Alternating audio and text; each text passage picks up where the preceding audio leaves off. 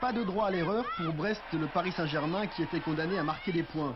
Les Bretons devaient impérativement gagner pour conserver un petit espoir de maintien. Brest, qui vient de battre Laval dans un autre match à ne pas perdre, avait simplement l'avantage du terrain. Hélas, pas de but au terme d'un match pourtant ouvert, au cours duquel les occasions de conclure étaient assez nombreuses, côté brestois surtout. S'ils ont nettement dominé cette rencontre, ils se sont constamment heurtés à une très bonne défense parisienne. Face à la lanterne rouge, le Paris Saint-Germain a abandonné sa situation de barragiste. C'était un impératif quand on sait que le prochain déplacement emmène les Parisiens à Monaco.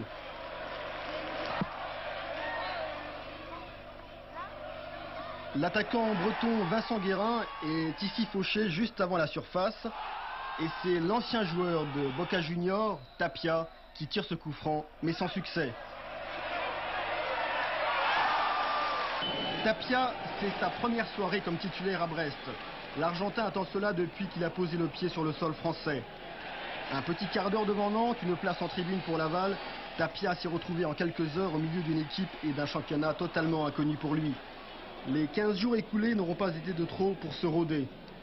Bernard Maligan, l'entraîneur du Brest Armorique, avait supervisé Tapia à 2 reprises, une fois à Rome, une autre en Argentine.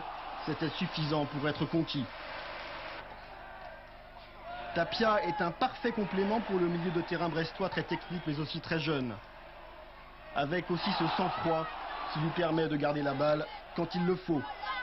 La venue de PSG au stade Francis Leblay n'a pas changé grand-chose à l'ambiance et n'a modifié en rien le décor. Le Brest Armorique vit désormais exclusivement à l'heure de l'affaire Ivinec.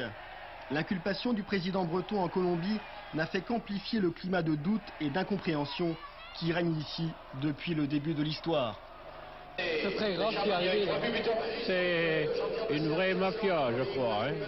Ah, c'est un peu insensé, quoi. Il se serait appelé, je sais pas, Tapis, il serait de retour de suite. Mais... Au niveau des instances du football, on puisse taper du poing sur la table. Mais premier constat, François Ivinec n'a pas que des supporters au Brest Armorique. J'en ai rien à faire. J'en ai rien à faire, c'est pas mon problème, c'est le sien. Il est pas net non plus. Non, mais il est en Colombie, c'est bien pour ta gueule. Ah ouais. Pourquoi? C'est un âne. En tout cas, les dirigeants brestois ne baissent pas les bras et affichent un soutien massif à leur président.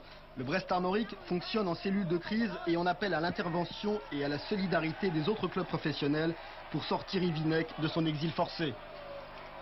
Si mon club n'était pas souffrant comme je suis, j'aurais pour une fois intervenu en disant qu'il n'est pas acceptable de laisser un de nos pères comme ça, isolé, et j'irais même pas défendu. Malgré leur bonne volonté, leur pression auprès des autorités, les dirigeants brestois ne maîtrisent pas complètement le dossier Ivinec.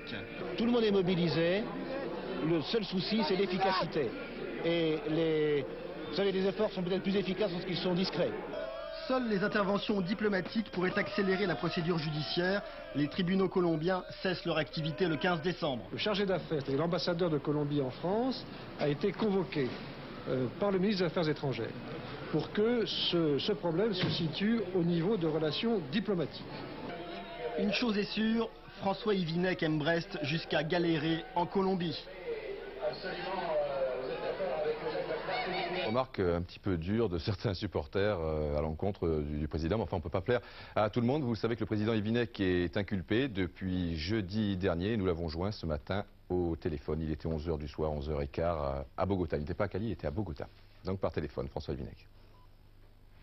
Alors, monsieur Ivinec, vous êtes accusé de complicité d'usage de faux, ou on dit coparticipation dans l'usage de faux, donc depuis jeudi dernier. C'est une décision qui vous a surpris ou vous vous y attendez un petit peu ces derniers temps?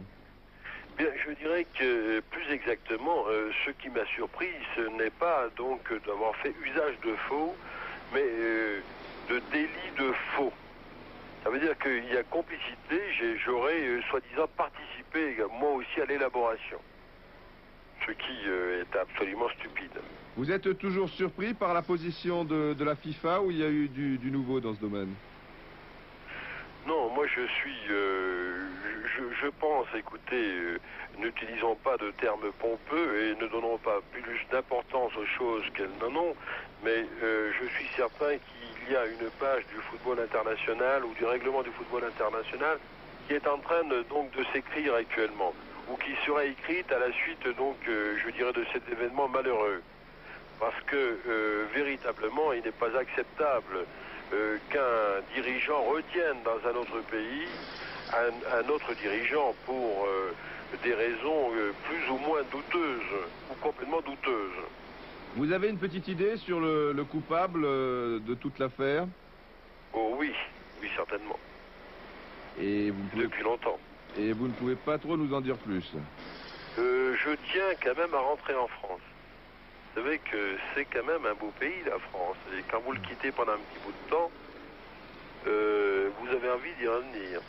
Vous n'êtes pas sans savoir que du côté du Quai d'Orsay, ici, ça bouge un petit peu. Quels sont vos rapports avec l'ambassade de France à Bogota? Je dois dire que depuis quelque temps, ou quelques jours, il y a une harmonie parfaite. Je sais également aussi, enfin je n'ai pas de certitude, mais j'ai la conviction que le gouvernement français travaille beaucoup à essayer d'améliorer mon sort. Vous êtes en liaison parfois avec Marcello Open, vous savez où le joindre? Non, je ne sais pas où le joindre. Je sais, enfin il m'a téléphoné il n'y a pas tellement longtemps, et il m'avait fait part à l'époque de son intention de faire des déclarations.